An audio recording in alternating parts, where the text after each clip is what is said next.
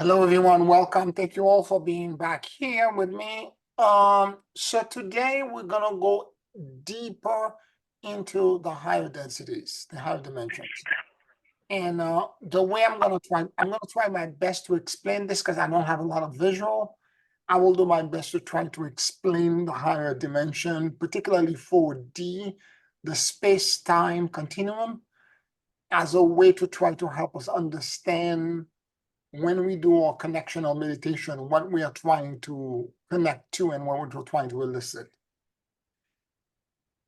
A dimension is a direction in which, in space, in direction in space in which we can travel. So if you have a dot, the head of a pencil, right? That head of a pencil, that head of the pencil is a dot. It's zero dimension. You cannot travel anywhere. It's stationary. But if you were to draw with the pencil a line, that line creates a direction or an axis through which one can travel that would be one dimension. If you were to take width and length, you would end up with a plane where there is two directions of travel. So instead of 1D, which is one line, you would end up having width and length, and you end up having a plane. Now, if you were to add height to this, you end up with a cube, or length, width, and height, three-dimensional space. That's the dimension in which we exist. And we're going to take this as a departure point to try to explain what, in a different way, what this conundrum is. Because in order for us to ascend and evolve, if we're going to go to 4D and then 5D and beyond, and 6D and beyond, we have to understand what we're trying to break. There is a zerapin, there is a kind of glass ceiling that we're trying to break. It was Einstein, in his theory of relativity, the great physicist, who codified what the relationship that exists between space and time. If you were to take, and again, I said to you before that when we have the three-dimension length, width, and height, I'm talking about a volume, and I want to explain it in a way that will illustrate what I mean by the volume.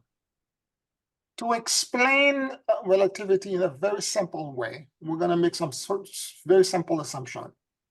Suppose you have a trampoline, and the trampoline was actually a 3D space-time. If I were to put a marble on the trampoline, the marble will create a slight depression.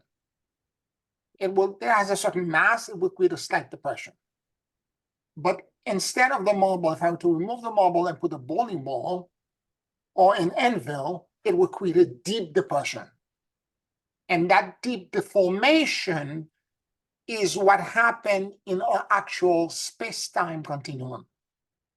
Let's say something like our sun, which is 1,000,000 times bigger than the Earth, it creates a huge depression. It's not visible to our eyes, but we see the effect of it. And the effect of it is that all 9 planets are rotating around the sun because it creates such a deformation in the very fabric of the trampoline that it causes smaller marble like the Earth, Venus, Jupiter, Uranus, Pluto, Saturn, all of them to rotate around it because it creates a gravity well that pulls these planets in a certain rotation. Although we have our own gravity as well, but here the sun's gravity is the strongest, so it creates a depression. And I'm explaining this. There's a reason, a purpose for all of this, and you will understand it in a few minutes if you stay with me. because, and I don't want you to think of space-time continuum as a trampoline, because it's not a trampoline.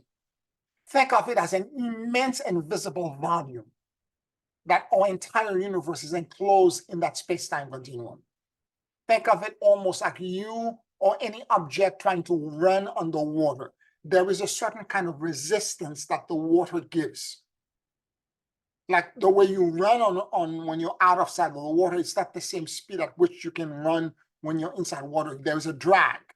So the sun, our sun, is not deforming only on the horizontal plane, the space-time continuum around it. It's deforming it in every direction, 360 degrees, right? It's deforming it because it has a lot of mass. Now, at the end of every sun's life, there are two ways that the sun can go out, because the sun is a nuclear fusion reaction. It lasts multiple billion years, but at some point, the suns go out in two ways. They either explode out in a supernova, and they create a gigantic explosion that take all the stars around them and all the objects, all the gas, and reorganize them. It explodes out, destroys everything, but it reorganizes them into something else. Or they collapse onto themselves. In other words, the 1 million times the size of the Earth collapse into a tiny point. All that mass just collapse. And when it implodes on itself, that heavy density creates a black hole. And the black hole is the heaviest thing in the universe, and it pull. There is a diameter around the black hole that's called the event horizon, a circumference, in which anything that crossed that line doesn't have a choice. They're gonna go to the core in the center. They cannot escape. Even light itself cannot escape the gravity well, the event horizon of a black hole. It's the heaviest thing that exists in our universe. Now, why I'm mentioning this is because I'm getting an alert about solar storm. I bet you there was something else going on my phone right now. Well, I'll look at it afterwards. So why I'm saying this, it's because the collapse,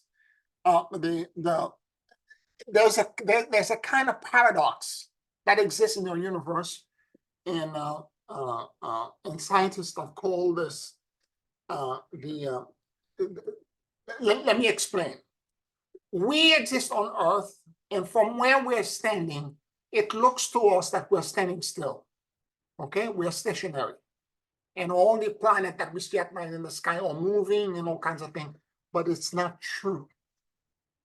Every object that exists in the universe are moving away from each other by a certain kind of speed, which Hubble calculated, that's called the Hubble constant.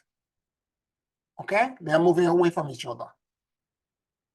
And in fact, let's say you see the Big Dipper, or you see I don't know, whatever star, Vega, or another star, Alpha Centauri, and you're looking at them through a telescope or to the naked eye, the light that you're seeing in the sky took, in some cases, depending on the distance, could have taken 100 to sometimes millions of years to actually reach you. Not only is the distance far, but the time that it takes for light to travel to get to you is also a separate thing. I hope you're not losing me, because it's an important point. The nearest exoplanet, planet that's like Earth, that's next to us, is Alpha Centauri.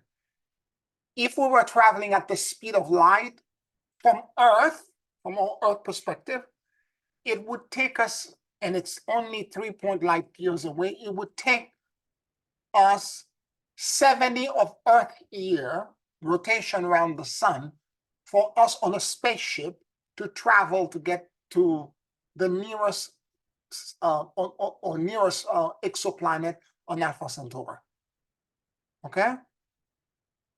That now, keep in mind that when I say speed of light, what actually I mean by that is that light travel at a certain speed, and it's literally it's the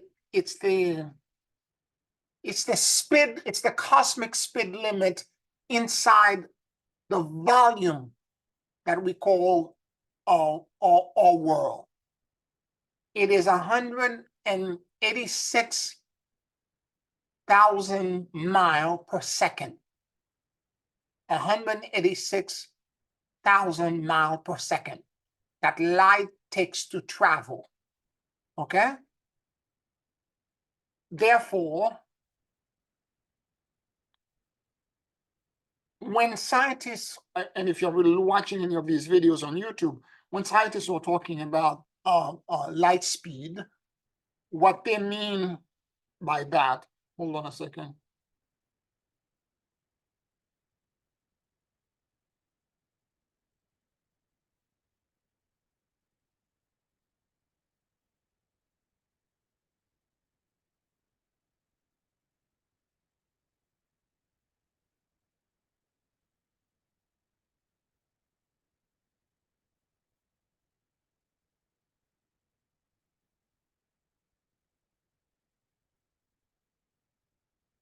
What they mean by light speed, it's a distance. It's not a speed.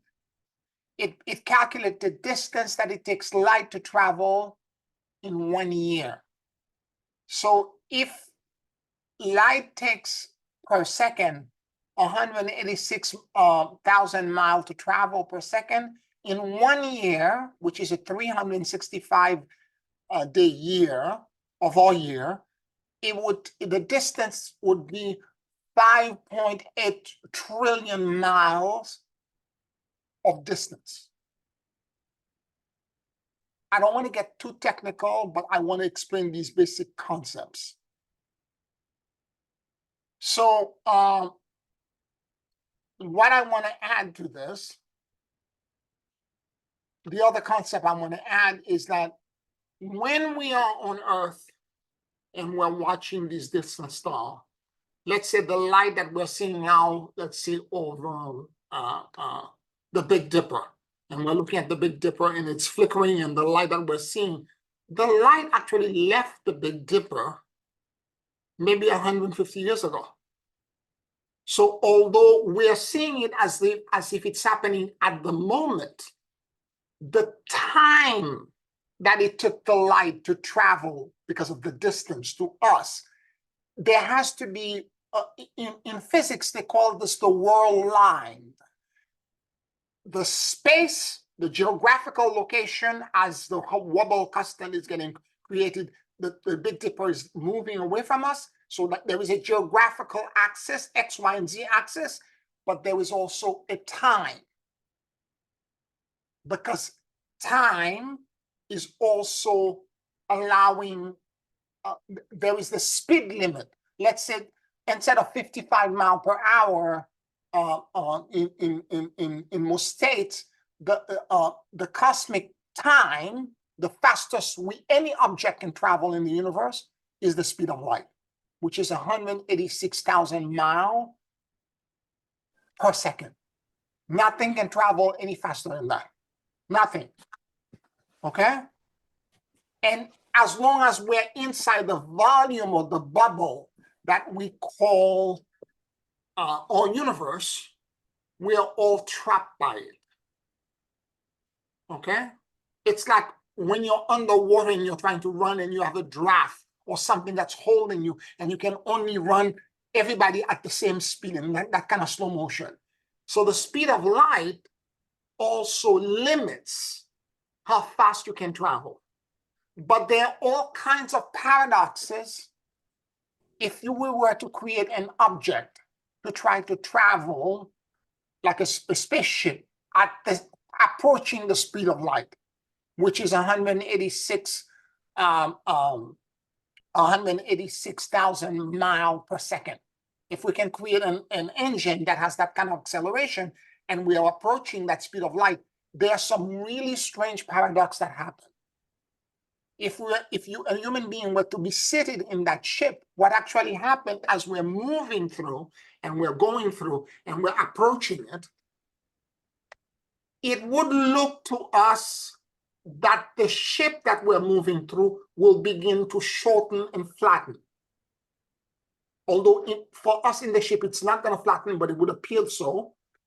And from an Earth perspective, what would look like an instantaneous thing to us where we're there very fast, it would be hundreds of years.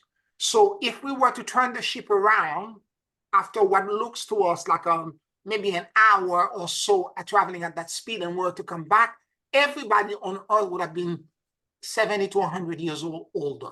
They would not be alive anymore.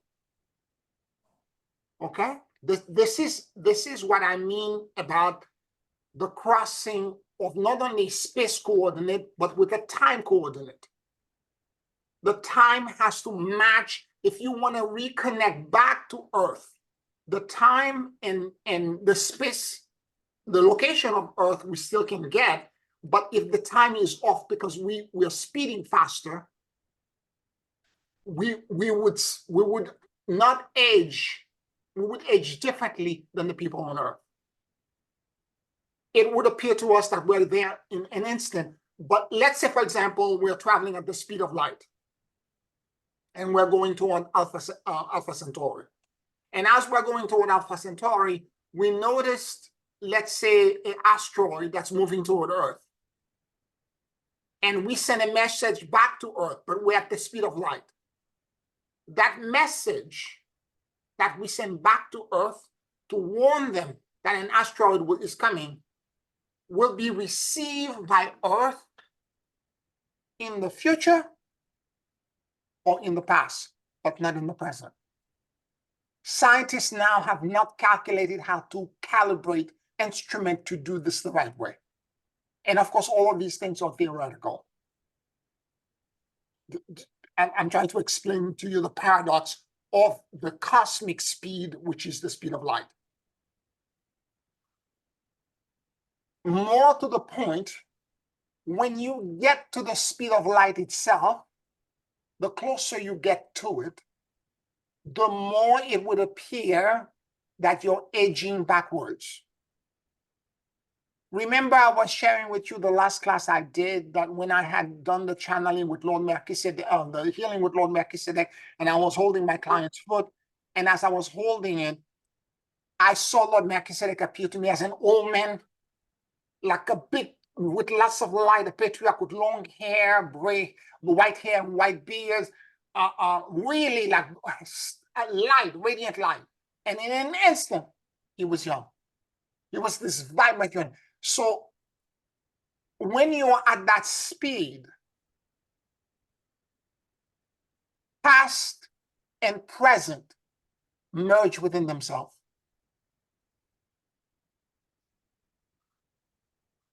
And the paradox, the time paradox I'm talking about, let's say us going to Alpha Centauri and seeing a danger moving, hurling toward Earth and trying to warn people back on Earth, the message, depending on how fast we were going, the message could arrive in the past, before even our own departure from Earth in a spaceship to go to Alpha Centauri. It created a time paradox that could unravel the entire continuum of space-time. I'm going to stop here and let you ask questions because before I move into a new concept, I want to make sure you're understanding what I'm saying. Yeah. Yes. There's a movie they're giving right now on HBO. Mm-hmm. It's a Marvel movie. and they're talking about the Flash character. Yes. You know, Flash has the gift of the light, The speed. the speed of the light. And I will encourage anybody to look at it, because I understand so well what you're saying, is because I just saw the movie Mhm, and I could not understand the movie. mhm. Okay, because they're showing you like you were seeing many things simultaneously, but it's unbelievable. He was seeing the past and the future, the past and the future. But I mean, I understand what you're saying, and I will encourage anybody to go watch that movie because it's on an HBO this week. Mhm. Um, uh, and it's a very visual things to understand what's going on. And All because of right. his speed as well, he can go back before an event even occur. He can, Yes, and you can change things. yes, yes, yes. And that's the danger of messing with the time continuum, because you're going to change history. Yeah. Okay. They really give a good visual in that movie about that. So Yeah. Thank I'm just saying you. Yeah. it's Thank you. Flash. I think it's on the HBO Kid Yeah. movie. Yes. Yeah. hmm Thank you. Thank Anybody you. else?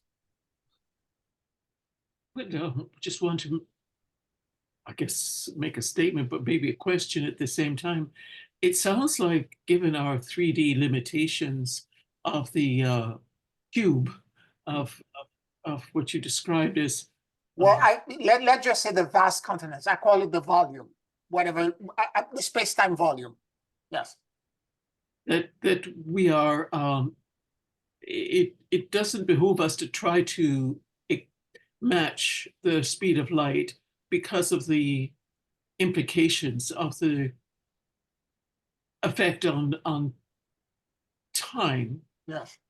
but to change the dimension so that we can make the changes more instantaneously without that time problem. Well, that's what I'm leading into, right? But regular scientists are not seeing it this way. The relativity, the theory of relativity is just dealing with deep and profound observation that Einstein made. But it doesn't work all the way, it doesn't solve all the problem. And I'm going to get into the second half of this. You're right. There is a workaround, and we're going to talk a workaround about this, because what they are not dealing with, it's the role, what scientists are not dealing with, is the role of consciousness of the observer. How the observer is actually can actually affect and change things. And I think what you said last time that was very interesting, that was a new wrinkle in what I was understanding of this principle of the observer, is that it's not just the observer looking at um, experiment or whatever, but is their intention for the outcome to be a certain way. Yes. Their expectation affects, it's not just they're looking, Yes. but what they're projecting as the outcome. Yes. Absolutely. So I wanted to explain this because I went deep into a lot of research on that, watched a lot of videos, a lot of stuff to try to understand it and not get too scientific, but because I'm kind of geek and I can get into that, but it's to really understand it through the lens and the filter of us shifting dimension, not just be trapped by it. Because what scientists are saying right now is that we're trapped.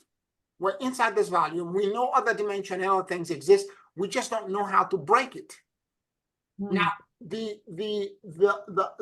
the reason they're interested in faster than light speed travel, it's what they call FTL. It's because we have a desire to explore the unknown. All of us in human beings have that desire. When you're looking at the firmament and you're looking at all of the stuff that are out there, all of us would desire to somehow travel to all these distant places, particularly if you're a scientist and you have all these telescopes and you're taking all these incredible pictures. We all would love to be able, but when you calculate the light year distance let's say it's 26 light years, or for example, our own galaxy, our own Milky Way, it's over 100 light years across.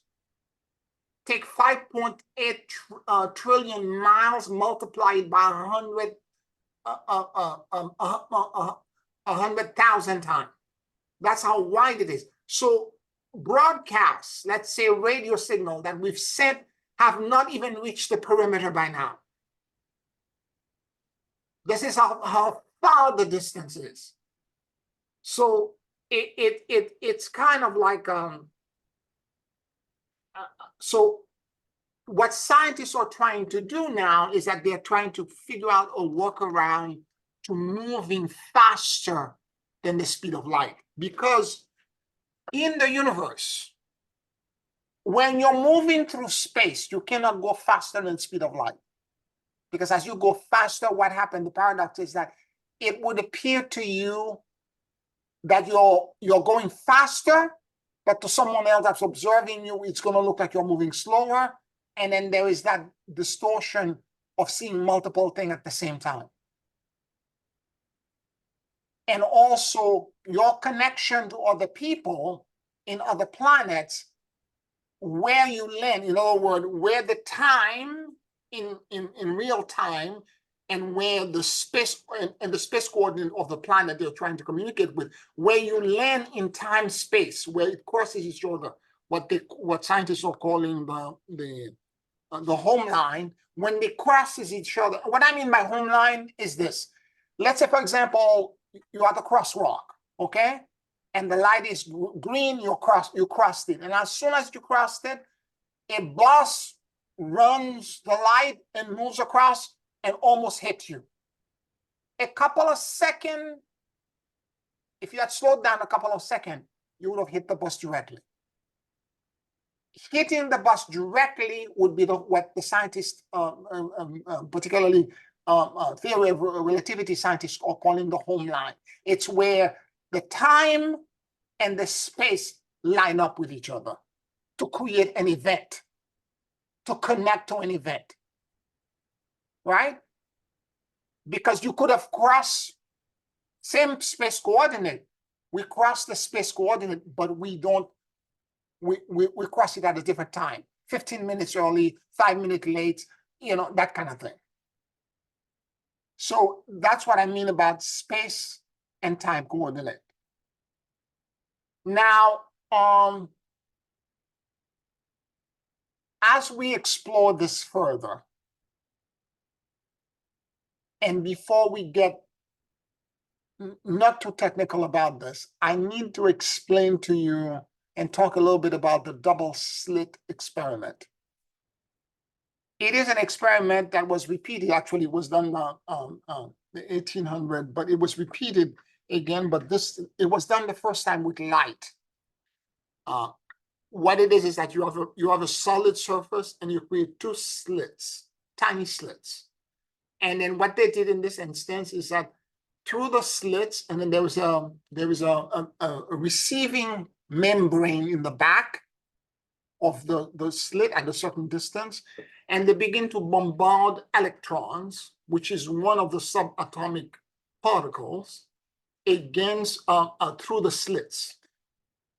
And as they bombarded, because electron is one of the smallest atomic particle, the diffraction or what was recorded, what they saw, is that the overlapping diffraction on that membrane in the back looked like it was coming from a particle, which makes sense because electron has a mass.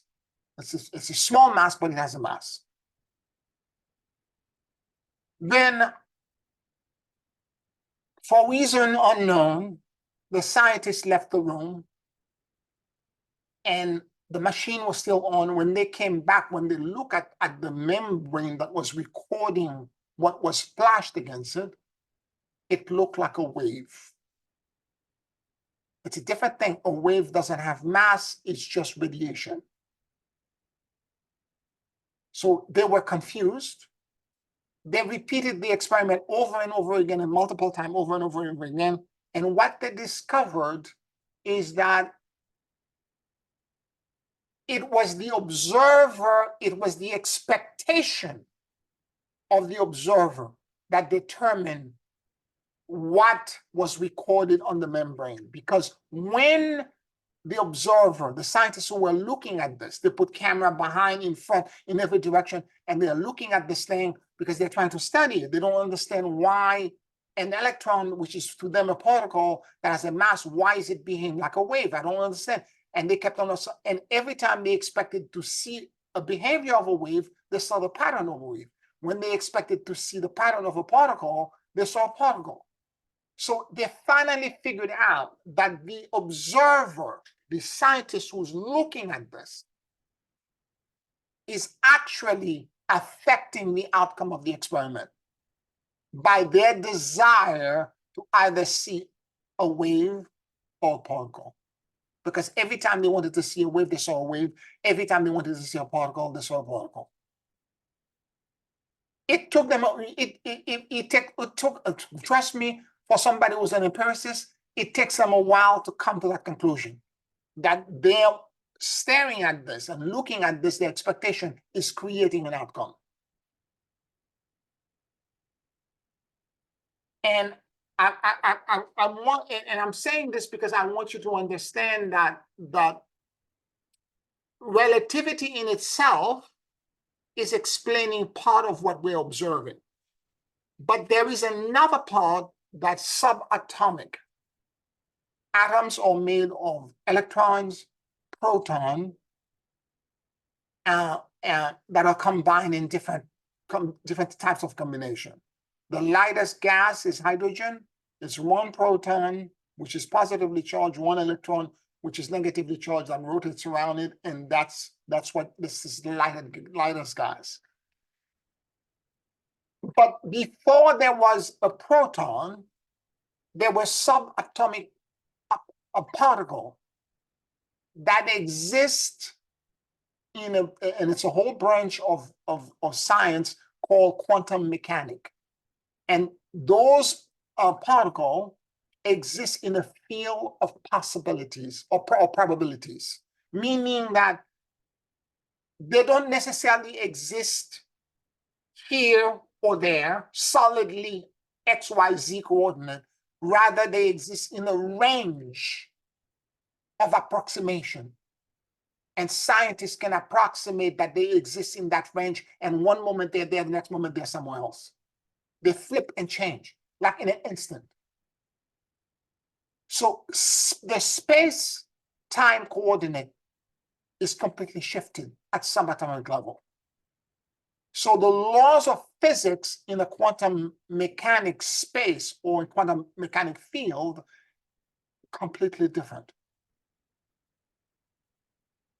Completely different. And this is what happened in the double slit experiment, because those two slits behave, because electron is also a quantum, it behaved in manners that were quantum related, where the so when the scientists are looking at, let's say, a quark is what creates an electron or a proton. That quarks, when you look at it somewhat in a quantum field, if they expect the quark to be somewhere, it's there. So consciousness is affecting the subatomic particle. Now you may wonder, why is it that you and I cannot control this? If our consciousness can control a subatomic particle, why can't we move our own body somewhere else? Why can't we bilocate? Why can't we do all of this? And there's a reason for this. It's because the object, and this is the point with the double slit experiment, the object must pass through an opening or a slit, an aperture, which is the size of its wavelength.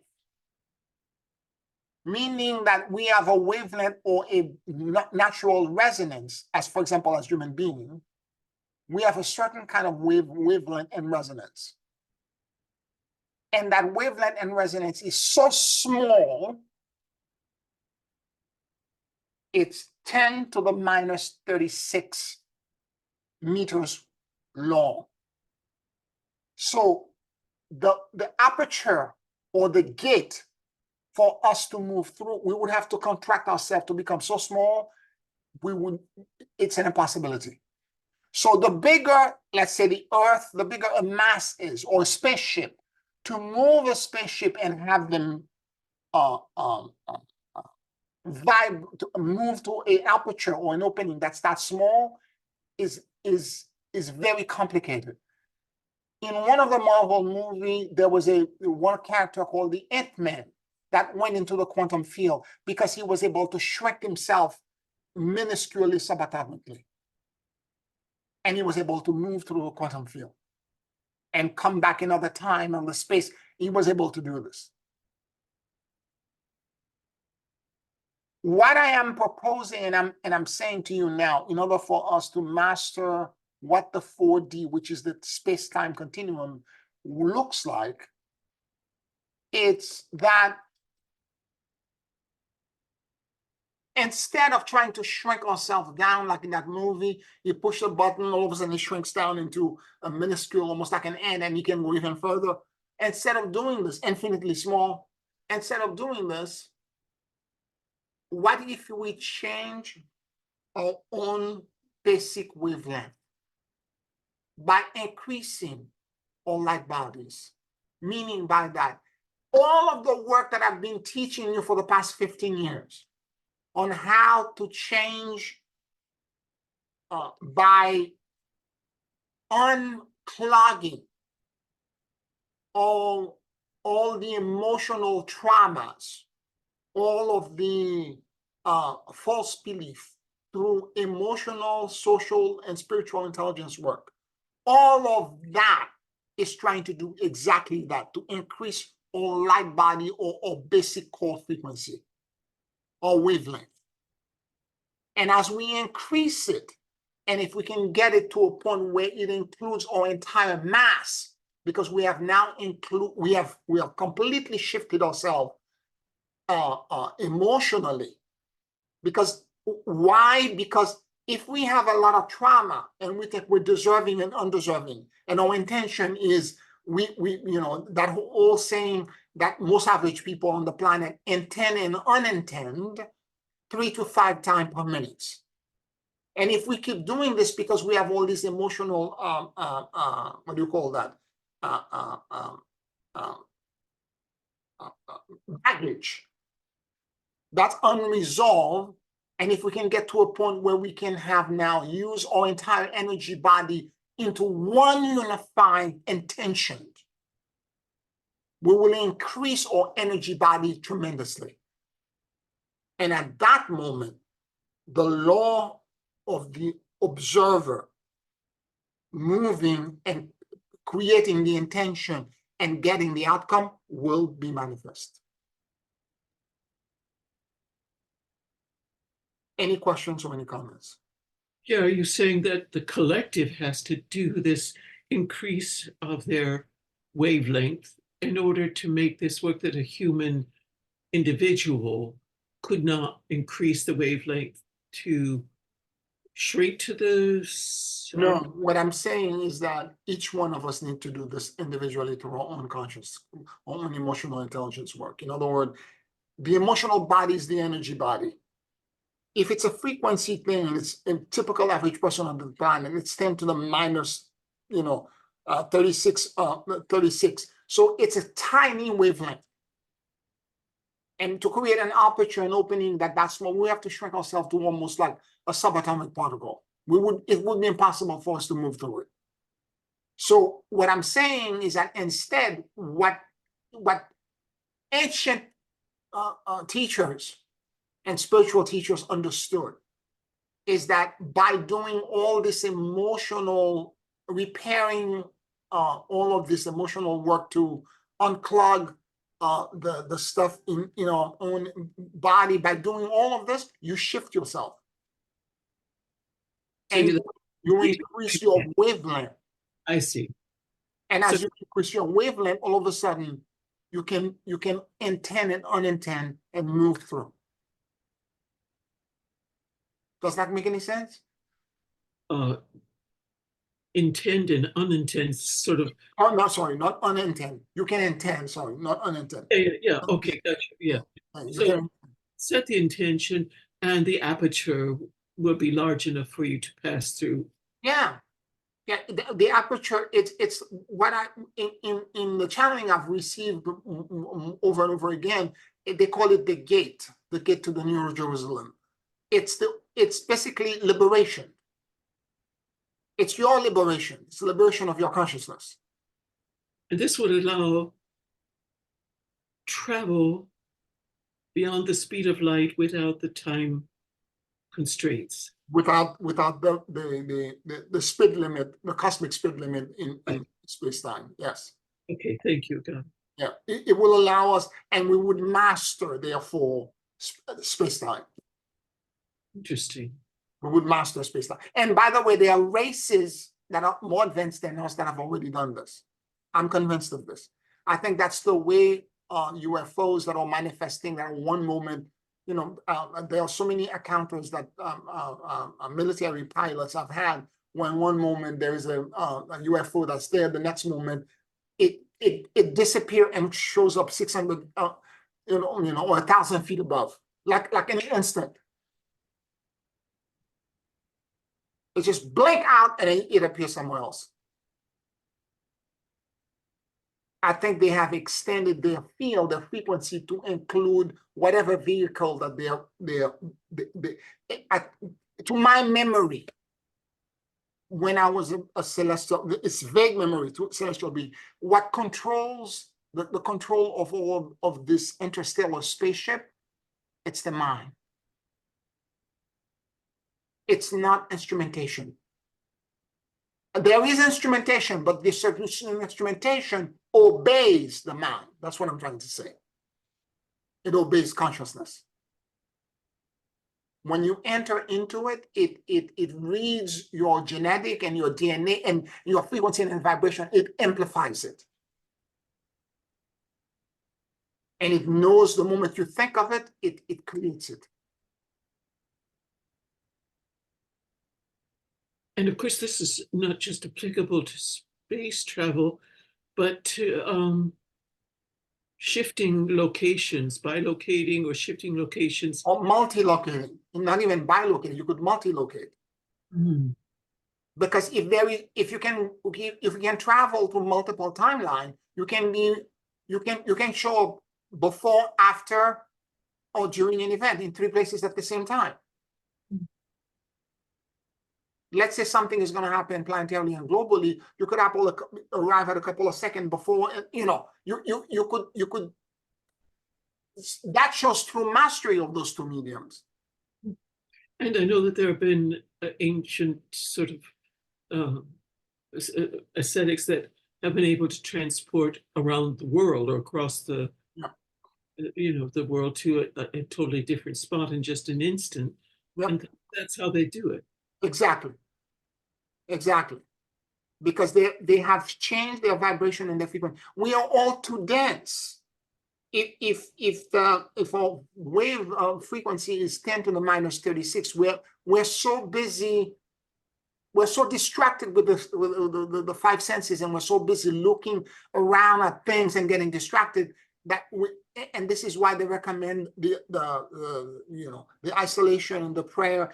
And in Kuan Yin's Heart Sutra, she kept saying that form is emptiness and emptiness is form. At the essence of being, there is no form. It's just emptiness. Mm-hmm. And if you have no attachment to anything, and this is what she was recommending, you don't get attached to, there are no senses, there are no tasted, there are no 5 senses. She went to the list of all the 5 senses. She said, none of it exists. It's just an illusion. And she went through all the things that exist around us. None of them exist. And if you can let go and detach from all of this and all of the association, Marjorie and I were talking last night about a common friend, about some sort of situation that was a little bit weird that happened to all of us in the past. And And I realized this morning, last night when I went to sleep, this is somebody I have not thought about for 15 years. But because the memory came back, I was all night long thinking about this stuff that I thought I had let go of 15 years ago. Obviously, I haven't. You understand?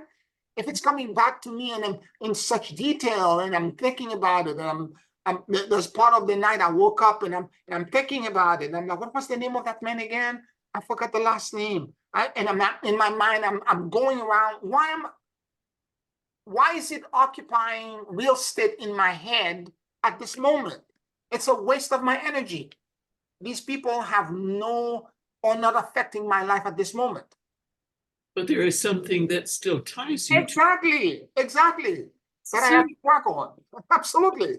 this is very interesting. From if I take a moment to Yes. set up my reasoning for saying that, this summer I have a 60th high school graduation reunion, 60th Wow. anniversary, and at the same time a family reunion that will bring people that I have not seen for many, many years. So it looks like it's a grand opportunity to go back to visit areas that maybe you've forgotten about, have buried or whatever, to bring them live to assist us in clearing out the Make the correction. Make the correction. the repairs that are yes. Yes. Oh, interesting. And that's, and I want to connect this. I know I started out with scientific experiment, but I want to bring this to this point. I don't know how to say this because it's so subtle. The stuff that we need to do, it's not just following my recordings and doing all of this as if it was a formula. You do this X, Y, Z next, because everyone else, what they need to do is different. Janice, you're doing this summer. This memory of this instant is just revealing. It's just like somebody kick a bucket, and this whole thing just come up, and I'm like, I haven't let go of so many of these things. I need to release them. If I'm gonna send, and I have to tell you, leading to this, I've been sitting in finding the rest of God and all of this, and I'm realizing, for example, digestive problem, intestinal problem, bowel movement problem, are all connected to things that we're holding and we're not letting go. Okay? That we're not letting go. And you have to discover what these things are so that you can release them. And sometimes it takes days for the wall of Jericho to break. And I spend hours sitting in meditation, at least an hour a day, in trying to find the rest of God and thinking of my core, my entire digestive system, because I'm getting to a certain age. I don't digest the way. There's certain things I can't eat at all, like all of us. And there are certain, and so I'm, and when I go into one of the things I'm doing right now is that I think of all the parts of my digestive system, from my throat, my mouth, to where I excrete everything. I think of all those parts, my intestines, everything. And I'm sending in love. I kept saying, I love you. I care for you deeply. I adore you. You're the most beautiful gift that God has ever given me. And I'm doing this to every part of my body where I feel unease, where I'm holding things. Because if my digestion is not working correctly throughout the day after I eat, and I'm beginning to notice, for example, when I'm taking my second meal, my lunch, and I start eating, all of a sudden something in my stomach begin to move and think something is not right. I should be at rest. I should be in alignment. And it's so subtle. And I know that this whole incident that happened is not a coincidence. That Marjorie brought the situation to my mind, to my consciousness, that whole bucket of memory that showed up is telling me that there is a part of this that I haven't let go. And I need to resolve it to find the rest that I need. I need to let it go. And also, what are you feeding yourself now? What are you watching? What kind of book are you reading? What kind of, when your phone beep, every message, do you respond to everyone? What kind of email? What kind of books? What kind of magazine? What kind of TV program? What kind of movie? What are you feeding yourself? That's creating this agitation that's causing all kind of dysfunction to exist in your body. So this is what we need to unclog, to increase our wavelength so that we can move through those small to increase our aperture to include our whole body.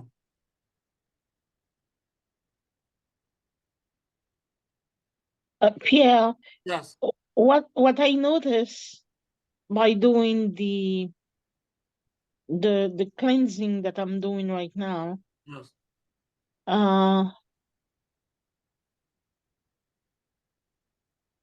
I notice that like I'm always on a speed that I need to let go. And even when I'm eating, I don't sit down and eat in a way that I'm supposed to be eating, like properly. Mhm.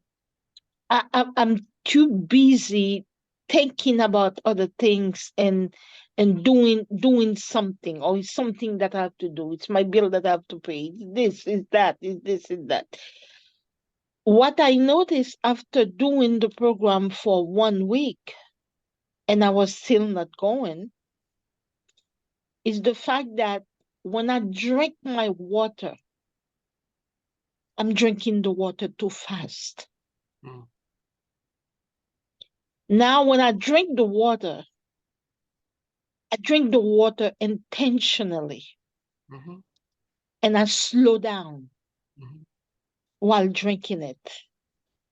And as I'm slowing down drinking the water, I'm feeling the water getting in all my intestine. It's like a rush. Yep. Yep. Yep. Yep. It's like I don't know how to explain it. As I drink the water and I'm drinking it slowly, I'm feeling it going down into my intestine. Mm. And I've been doing that, and I went Yeah, of I course. went to the bathroom. So Marjorie, I'm so happy for you that you had this breakthrough, because we're all, again, everything else that's going on around the world is agitating us. It's creating distraction, squirrels. We need to figure out a way to calm down. And I've taken it further, although I know what you're talking about, the food, because I know when I'm eating, I can feel it going down and things begin to move inside of me. Yeah.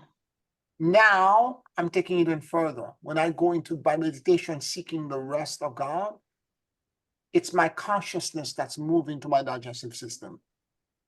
Yes, I do that too. Okay? Where I move with my consciousness, and I'm telling my entire, if remember there was a word I use in meditation, let the more than 50 trillion cells in your body, as if it had ears and listen. I'm really now doing it, isolating section of my body where I feel discomfort. If it's my shoulder, if it's my neck, if it's my thigh, my foot, my digestive system, I isolate them. And I keep telling that part of my body, moment by moment, and every cell, every sensation, I love you. And what happens is that the emotion that I'm holding there, that's connected somehow within the next 24 hours, is going to show up to me. I will know it because it will show up somehow. And I will, okay, this is what I need to work on. It either shows up in a dream, or it shows up in there's a mirror. It creates Yeah.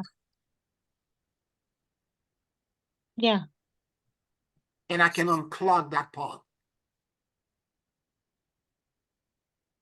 If I could just ask a question, it sounds like what you're providing for your body, for whatever area that is coming up as not being well, Mhm. that you're providing self-love Yes. to Mhm. to the cell as it were you.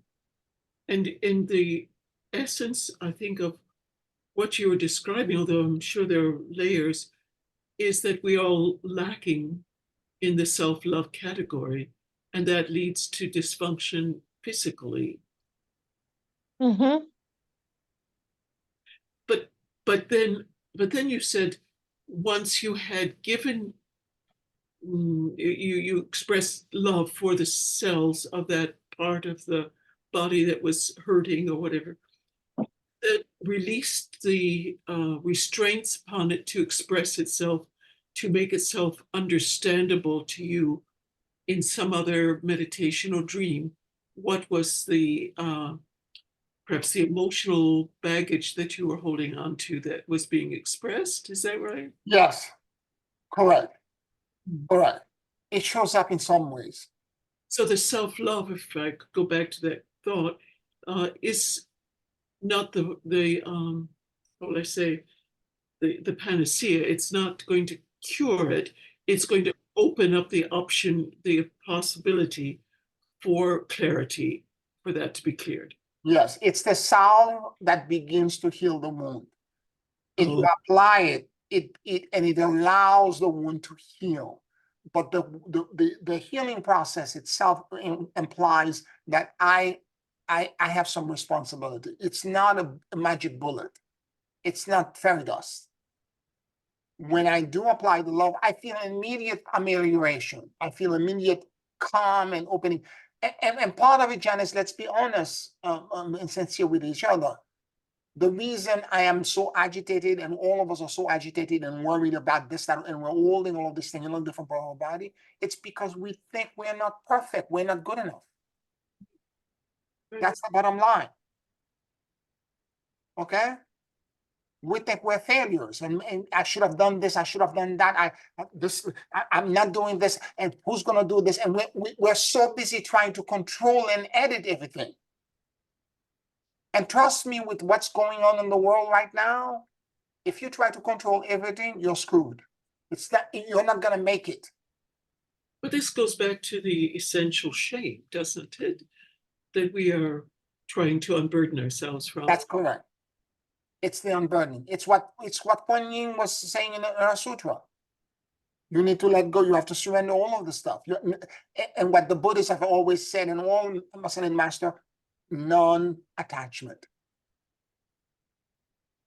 And that's an attachment to your own sense of inadequacy. Exactly. This is why it's so hard. This is why it's so damn hard. It's not just outside. It's a non-attachment to yourself. Yeah. This is why I'm saying it's so complicated to try to explain this to somebody.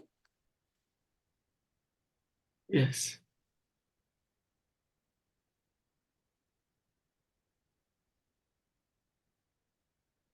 When you begin to realize that, and I've been doing this for over a week and a half now, I'm beginning to realize my digestion has improved so tremendously. Everything is like so much better. I'm like, oh my God, I'm keep going, and I'm going deeper and deeper. And I know that part with this conversation I had with my sister yesterday and this morning, they are connected to that core thing that I was holding. I buried it.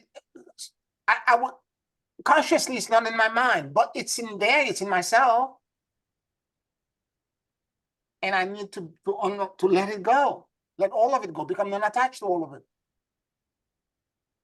Because there's a part of me that feel offended and hurt by what happened.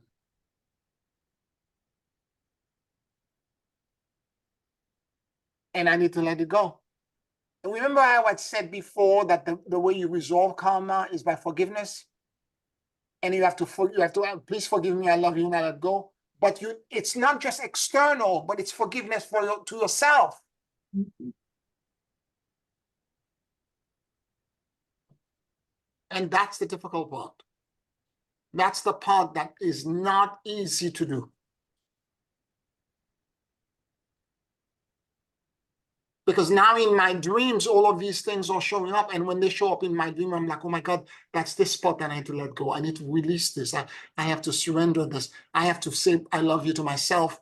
Because love is the great nullifier. It cancels out everything. That's what all healing of all kind, whether it's a physical, losing, surgical, it's an act of love. It comes from love.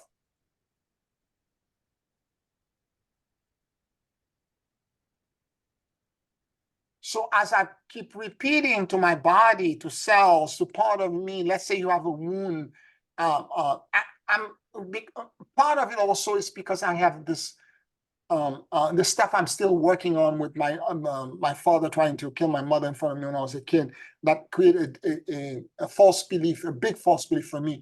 I was, not anymore, but I was giving to the world compulsively. Okay? And because of this, I tend to be excellent at giving to others, but I neglect myself a lot. A lot. I neglect my need, I neglect myself a lot. And I have to admit to myself, and now I'm learning how to, not only in terms of the physical thing of the world, but also internally, the cellular, the stuff, the emotional stuff, the psychological stuff, the spiritual stuff that I need to give to myself as well. And stop neglecting my own needs. Mm-hmm.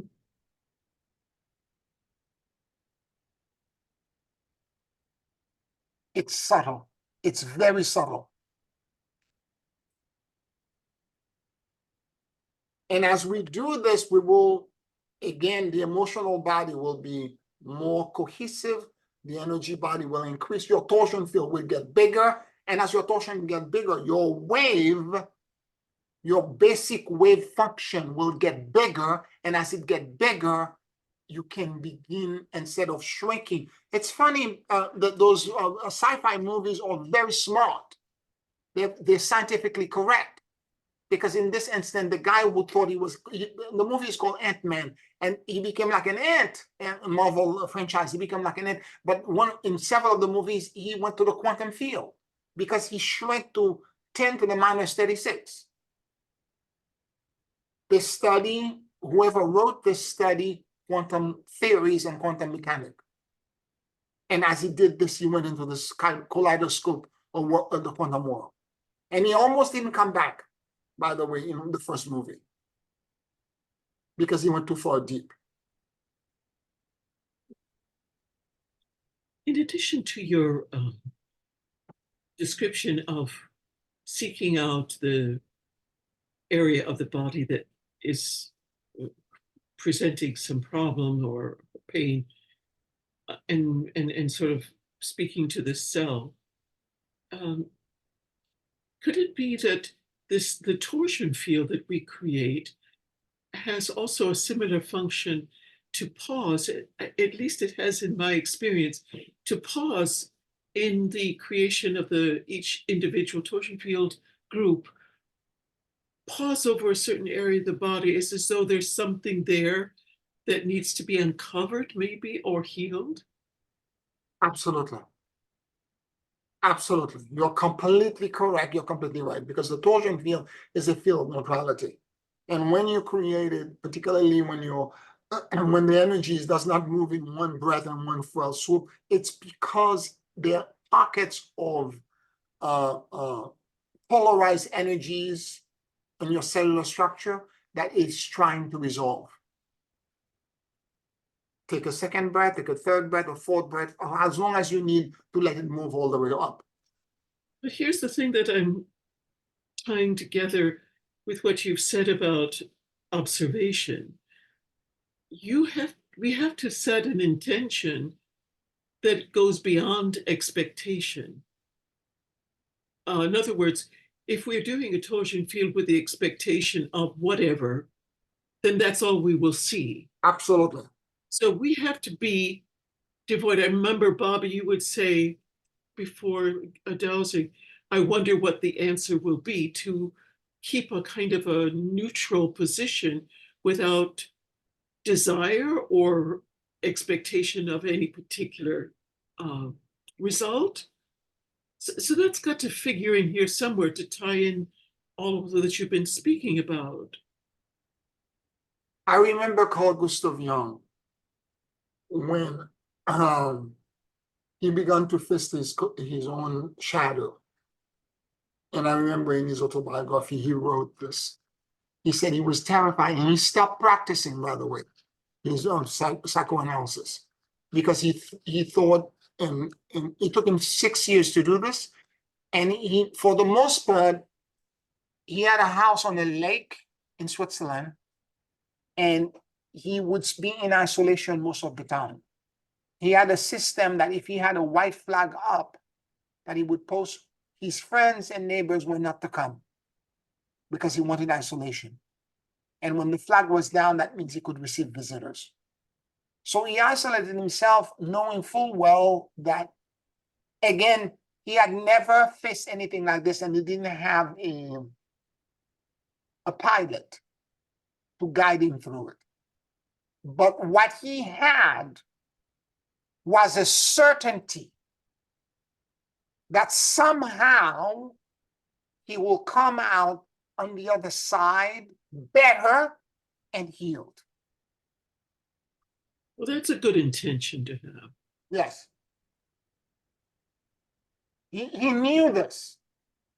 He said, that's the one thing that I knew. And somehow all of this is because when you're facing all these major archetypes, when some of them may have the lower frequencies and vibration may be completely active in you, like the destroyer or the seducer or all these major forces, or the inner child. The inner child is wounded. When you go and you're facing and you're confronting it, it's a huge thing. And you're by yourself. You have no guide. You didn't have a psychiatrist you was going to, or psychoanalyst, person to guide him through it. And he did it on his own. But he said the one thing he had, because he knew he was literally in an emotional minefield.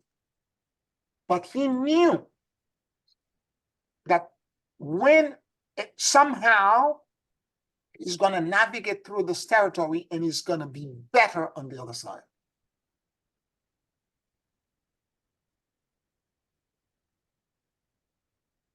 I know I'm going to misquote him. I think he had a beautiful quote that said, you don't create light by imagining figures of light, but it is through the darkness that you have to walk, so that you can create. You have to walk through the shadow to pierce through the light.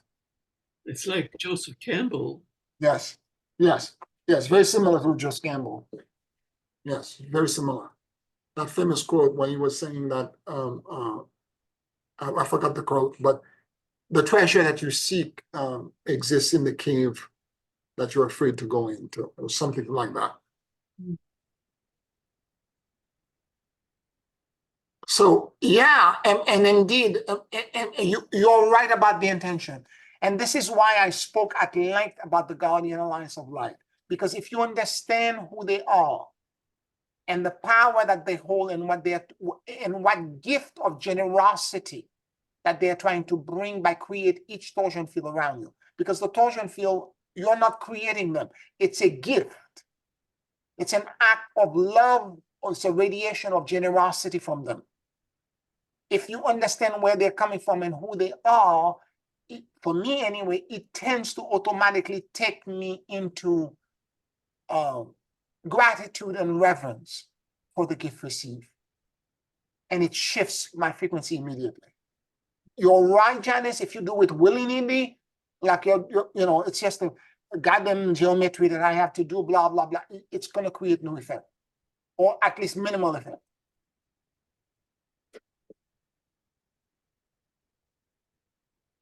Whereas if you understand it, this is why, this is why enlightenment and ascendance is about self-awareness. You have to become conscious.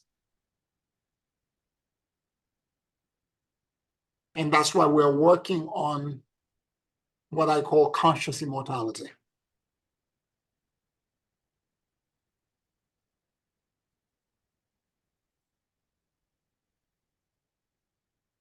Yeah. Yes. I just have to say that this class, I don't know if I'm wrong, but this is my perception.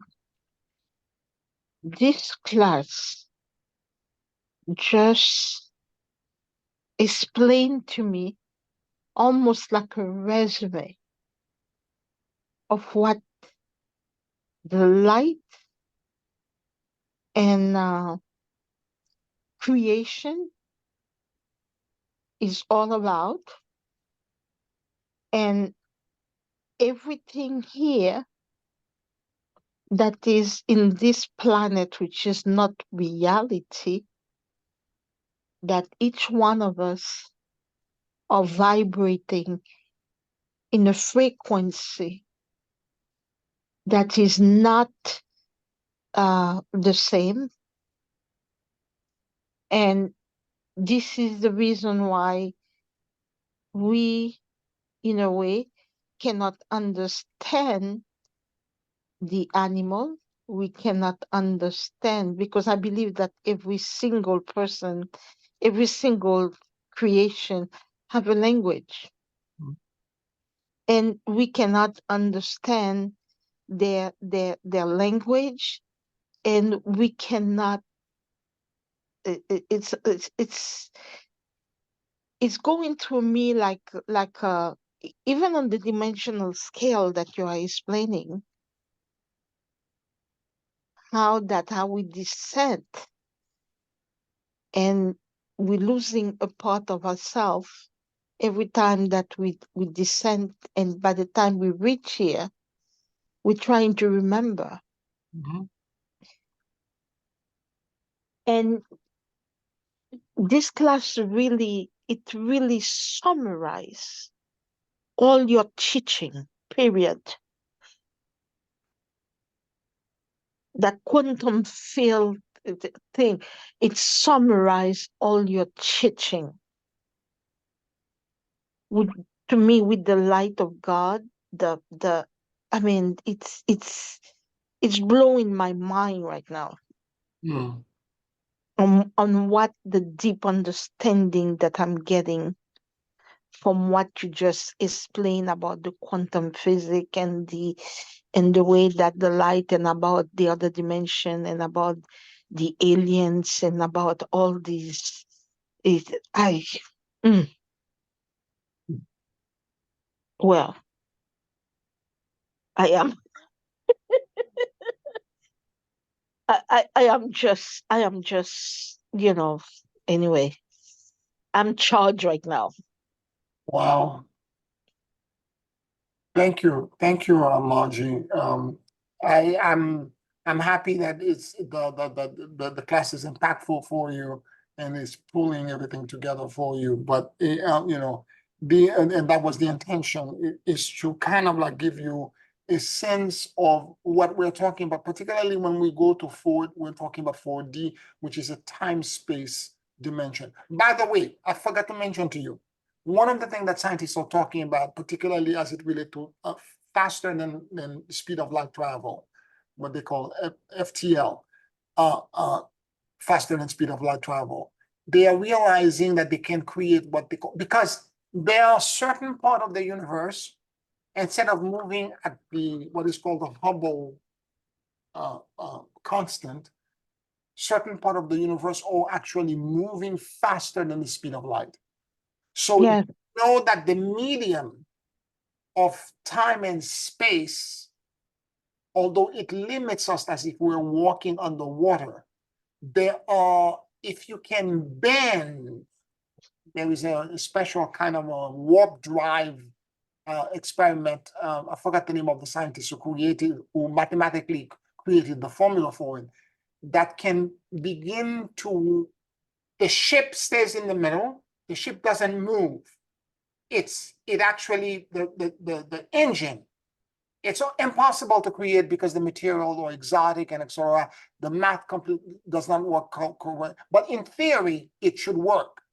That it's two rings, and it creates a very exotic opening that allows the ship to remain steady, and it's space and time that actually moves together. Okay.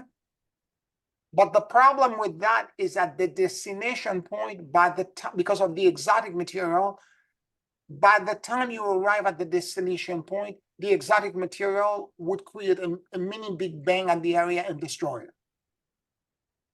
So the scientists, theoretically, it should work. They're trying to figure it out.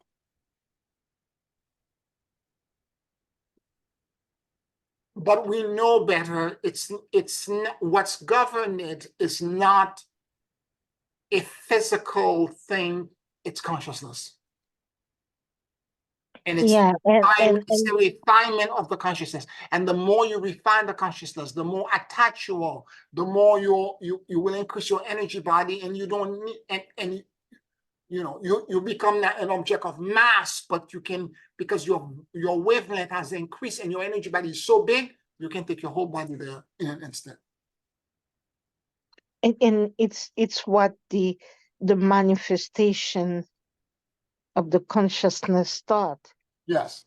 From the intention, you just think about something, and it's warp speed. True. It's the blinking of an eyelid. It's the easiest thing. Yeah. It's like your eyelid just blink, and it's there. There's an interesting documentary that came out. I don't know. I share it with you, I believe. I don't know if you had a chance to look at it. From the James Webb satellite, and the new discovery that they talking about the light, and I watch it. I watch it the whole length of it. It's not who's doing that documentary? That Chinese physicist. I think he's yeah. Anyway, he was doing it, and what the discovery that the James Webb satellite was able to discover and bring down, and that's all he was talking about. It's about that light and the dimensional thing, and all that, and basically what he was saying is exactly what you're saying right now. Beautiful. And I did share it with you, but it was such a long documentary. It was so long. I and I think I share it on the group too, on the WhatsApp group. I don't know if anybody saw it, but I did share it. I must have begun to watch it. Maybe I didn't watch the whole thing if it was long, but I'm sure I looked at it.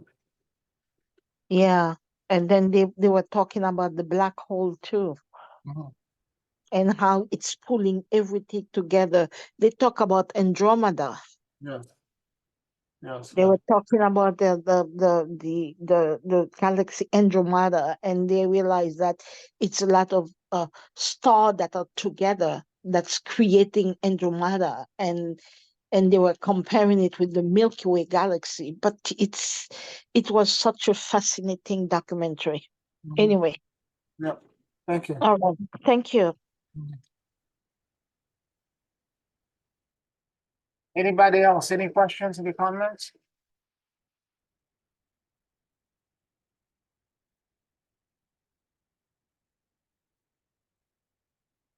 All right, let's take a 5-minute break, and then we'll do a closing meditation. I will guide you into asking our already existing self in the fourth dimension to help us reconnect to the knowing and the insight that may exist for us in the 4D. 5 minutes.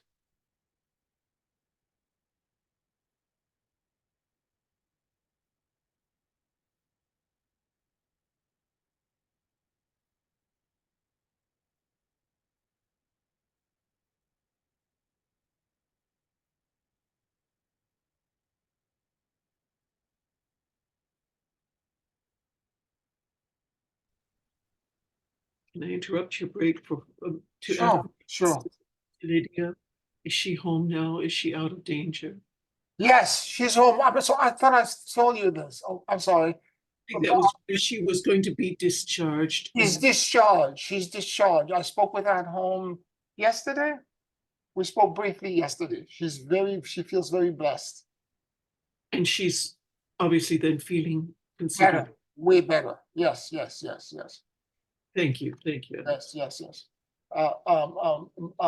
Celia is home. I just wanted to share that. Yes, good, good, good. Thank you.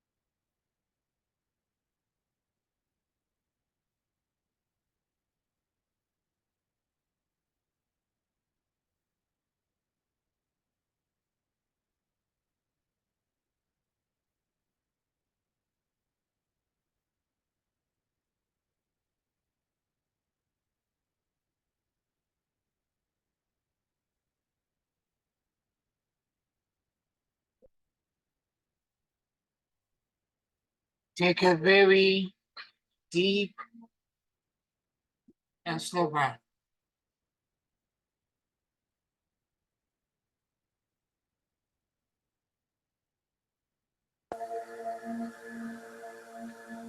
And as you inhale and exhale deeply and slowly,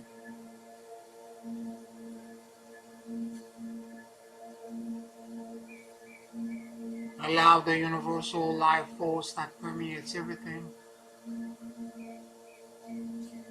to enter into your lungs.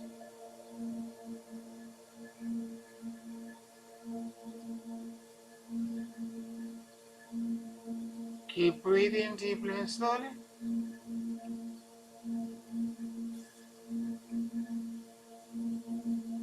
And let your soul and your awareness drop in the middle of your chest.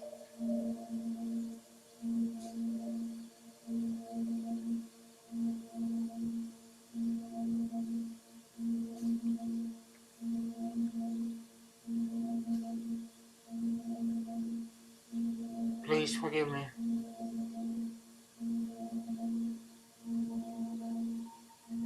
I love you. And I let go.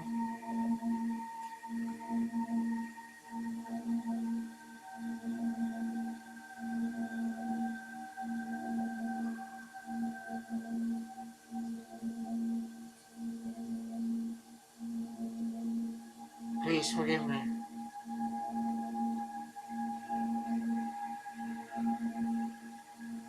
I love you. And I let go.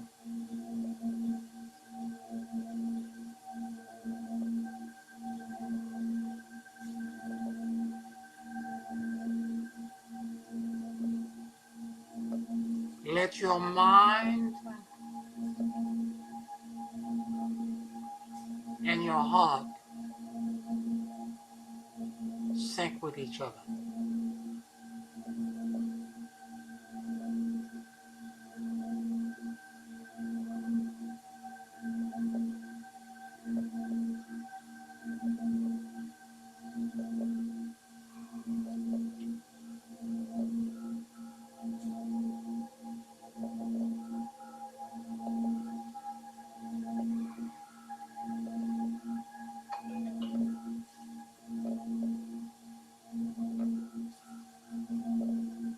Realize that you can perceive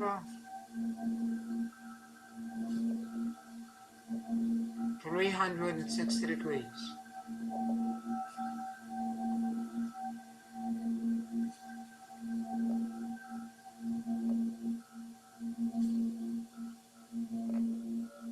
And notice what you noticed.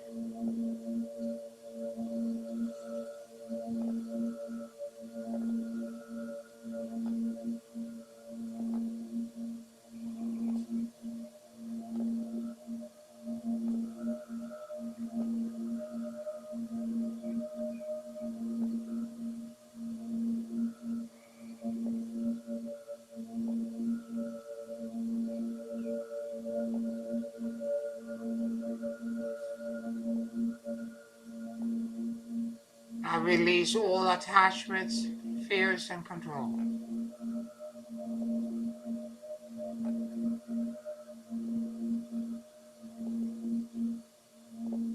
And I surrender into the great emptiness and endless luminosity.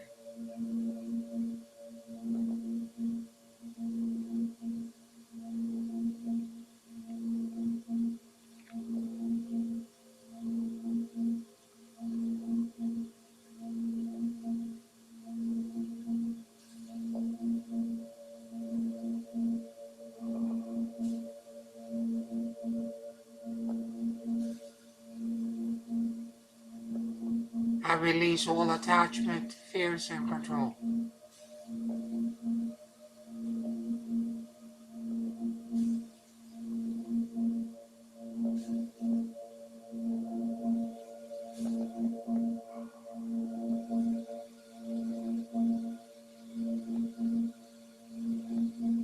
And I surrender into the great emptiness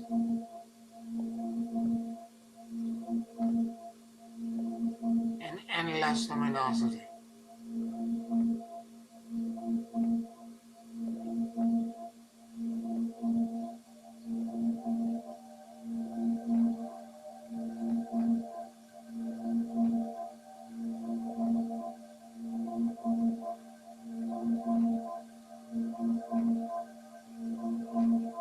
I release all attachments, fears, and control.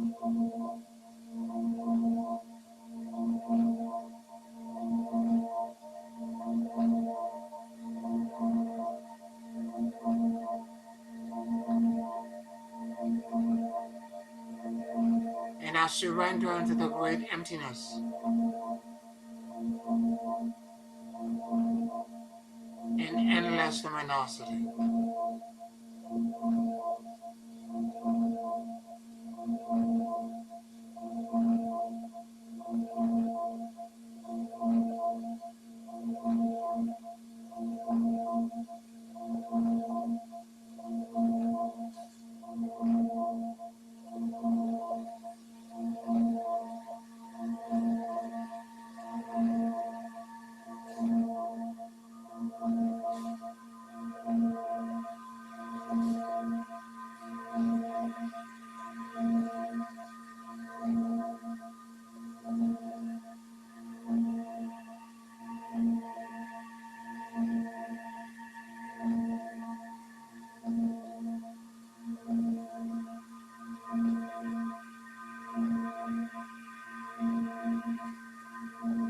Listen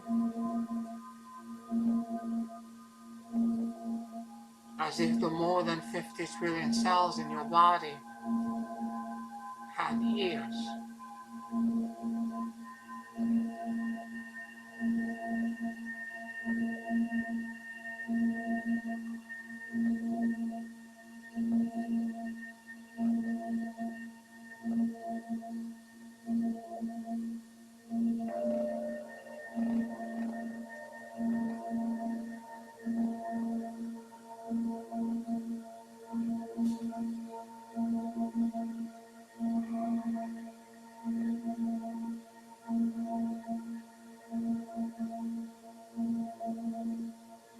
I ask my already fourth dimensionally ascended self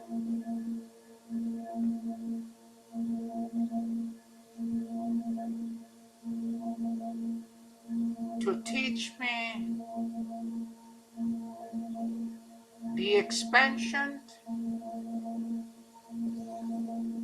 insights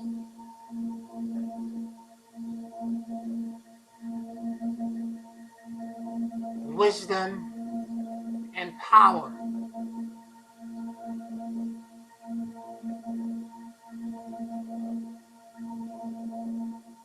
of the fourth D.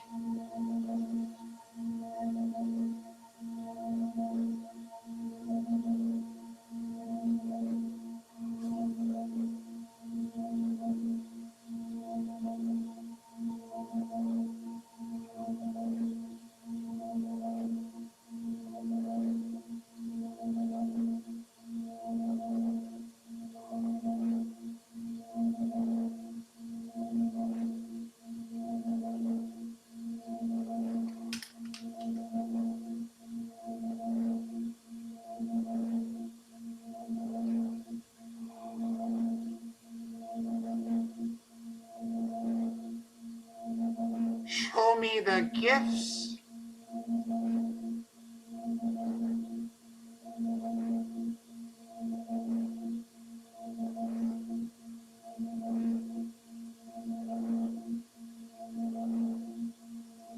the frequency and the vibration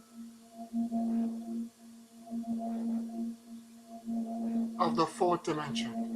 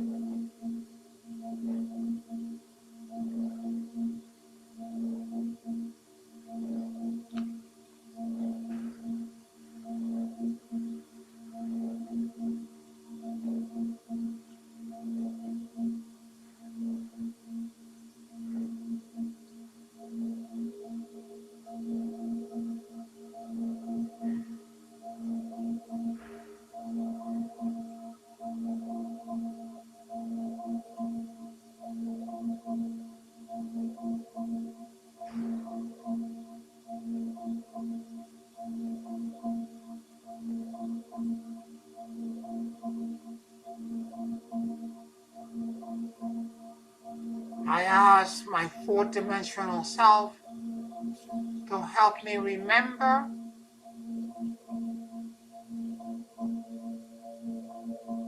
the feeling,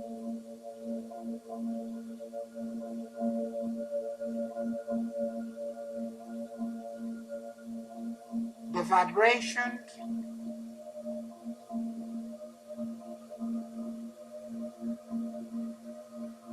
and the frequency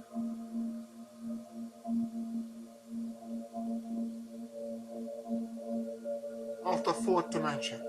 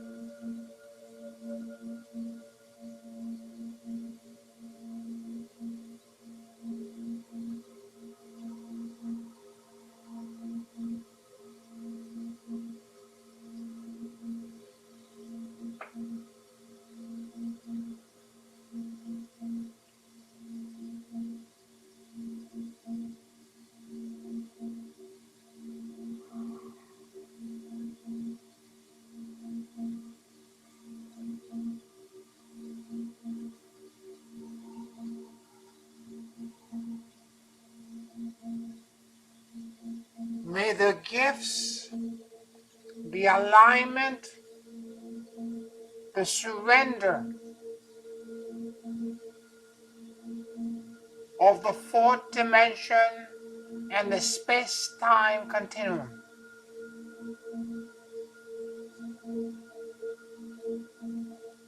become one with me.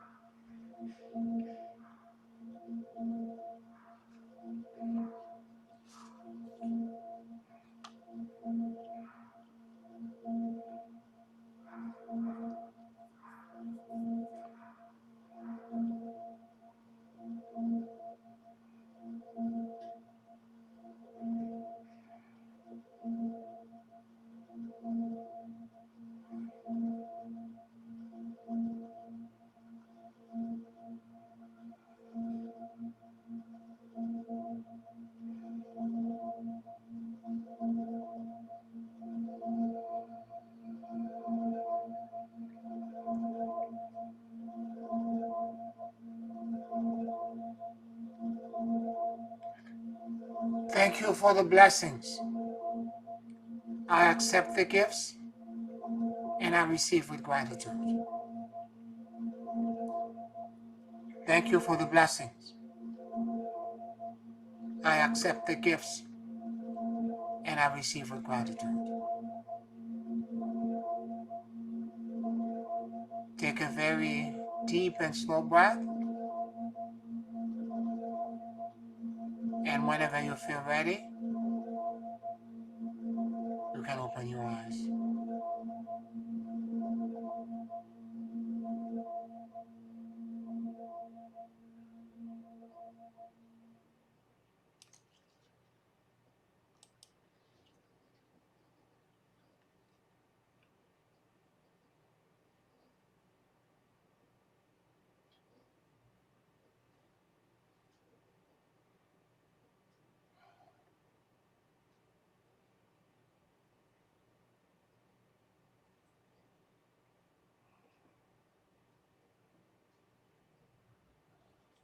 It was so interesting, Pierre. The image that came to me, and I don't know why, but a bathroom sink and shower and tub, and the things that were solid became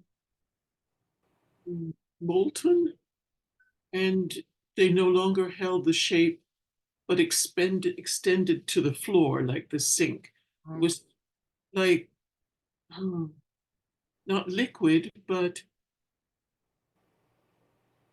not solid exactly. Yep, yep. You're seeing the object in time. Oh, It's the world mind. thank you. Yeah, yeah, yeah. I want to thank all of you for listening tonight, and thank you for a great class, everyone, and for your comments. I deeply appreciate you. Thank you for your support on Patreon. Like this video, subscribe to the channel on YouTube. Blessings, everyone, and we'll keep this up and continue next week. Good night, everyone. Good night, everyone. Love you all. Good night, Janice. Love you more.